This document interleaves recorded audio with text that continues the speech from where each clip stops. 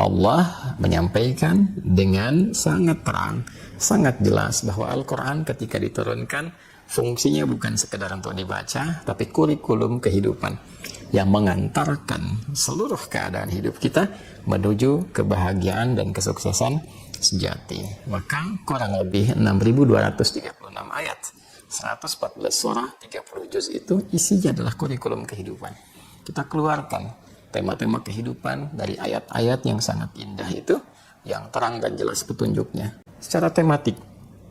Tema tentang pokok kehidupan, tentang fungsi tubuh kita, bagaimana mata harus melihat, telinga mesti mendengar, lisan berbicara sampai ke ujung kaki, bagaimana panduan dalam menjalani aktivitas hidup sebagai seorang misalnya profesional, dia pebisnis, ada lagi yang di birokrasi, di diplomasi, ada yang mengajar, ada yang berdagang dan sebagainya. Dikeluarkan ayatnya, lalu dilihat detailnya pada petunjuk kehidupan Nabi Sallallahu Alaihi Wasallam, dan belajar orang-orang terdahulu ketika menjalankan petunjuk di eranya seperti apa hasilnya.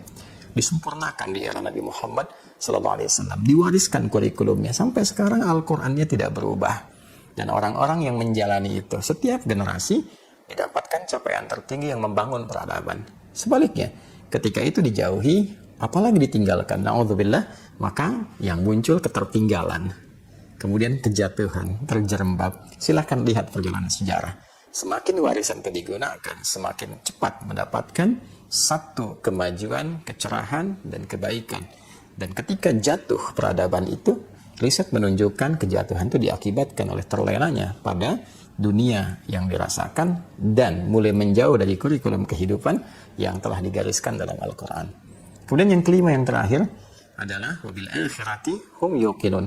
Mereka yakin dengan kehidupan akhirat sehingga menjadikan akhirat sebagai proyek yang terpenting dari semua berbagai macam perjalanan hidup yang dilalui. Tentunya akhirat adalah ujung kehidupan kita. Setiap kita berpindah ke satu tempat, kita akan menyiapkan bekal. Ingin liburan ke kota lain saja, kita menyiapkan bekal. Ingin liburan ke negara lain, kita menyiapkan bekal.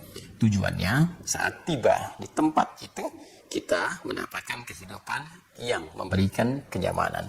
Pertanyaan akhirnya adalah, di tempat kita terakhir berkehidupan dan tidak ada tempat lagi untuk kita tuju, tidak ada perpindahan lagi, abadi ada di situ, bekal apa yang sudah kita siapkan? Maka orang cerdas adalah orang yang berupaya mencari bekal terbaik di setiap tempat yang akan ia tinggali, sekalipun hanya transit.